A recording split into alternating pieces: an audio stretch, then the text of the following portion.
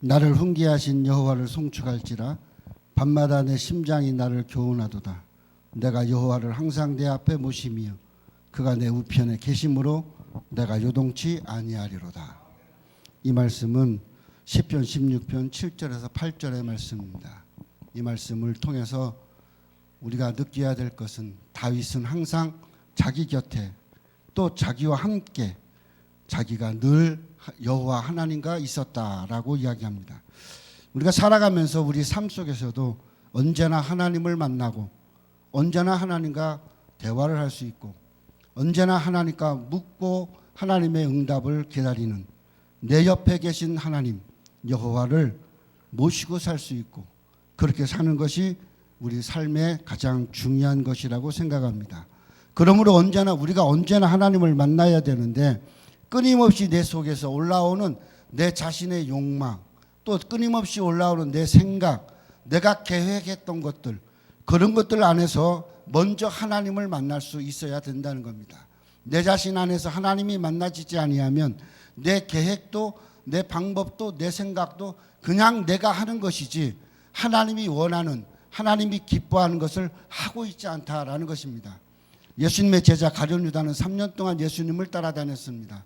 그럼에도 불구하고 그는 자기와의 갈등을 이기지 못하고 자기 속에서 하나님을 만나지 못하니까 자기의 스승이신 예수님을 팔아버리는 그런 문제까지 도달하게 되고 스스로가 이기지 못하여 자살하게 됩니다.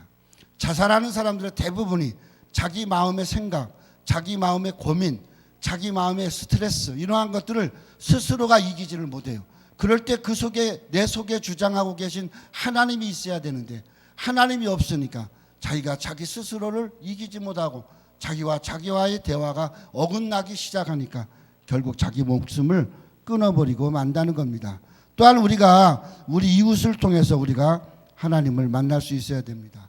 우리 이웃 속에서 하나님이 만나져야 내가 그 하나님을 신뢰하고 따를 수 있습니다. 이 말은 더 쉽게 이야기하면 나와 함께 하신 하나님 내 이웃에 보여져야 된다는 것이에요.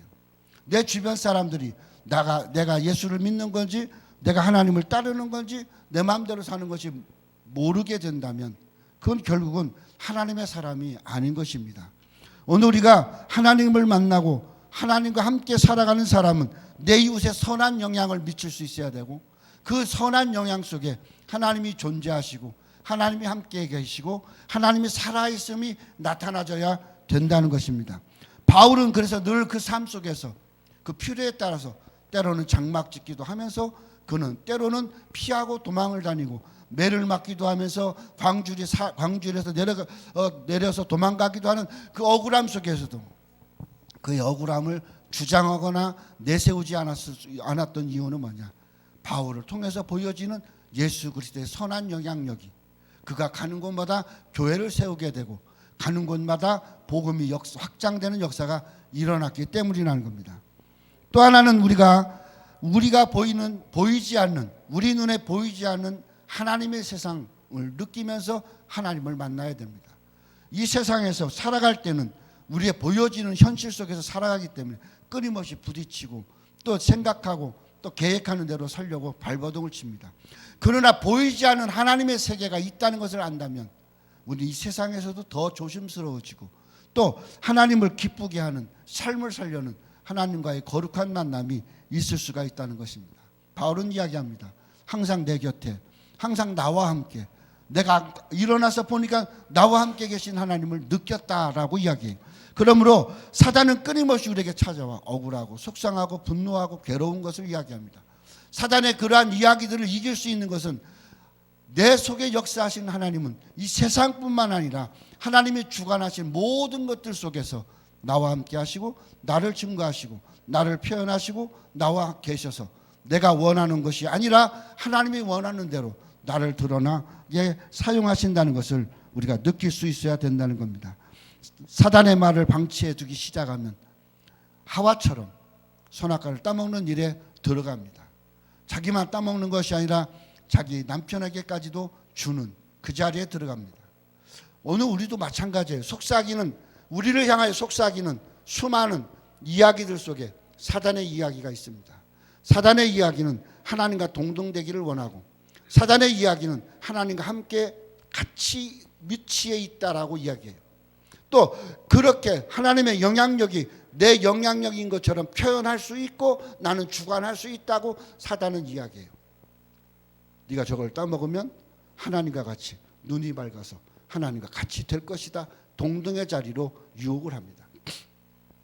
오늘날도 끊임없이 사단은 우리에게 그렇게 이야기합니다. 네가 하는 것은 선한 영향력이 나타나니까 너는 곧 하나님이 너와 함께 하는 것뿐만 아니라 내 자신이 하나님인 것처럼 사람들은 그렇게 맞이하니까 너는 더 열심히 네 원하는 대로 살아라. 사단은 그렇게 이야기할 수 있어요. 또 그렇게 이야기하기도 합니다. 이러한 세계에서 그런 끊임없이 들려오는 사단의 이야기에 우리 스스로를 방치하지 말고 우리는 무릎을 꿇고 하나님 앞에 겸손히, 그리고 내 가슴 속에 들려지는 또 내 보이지 않는 세계 속에서 펼쳐지는 하나님의 놀라운 계시와 하나님의 놀라운 능력을 찾고 구할 수 있는 사람이 돼야 된다는 겁니다. 내가 하는 것이 아니라 내 속에 있는 하나님이 하셨고 나는 그분에게 사용된 거룩한 도구였다라는 고백이 우리에게 있을 수 있는 것이 바로 하나님을 따라 살아가는 사람이고 하나님과 함께하는 사람이라는 것을 기억하시는 우리가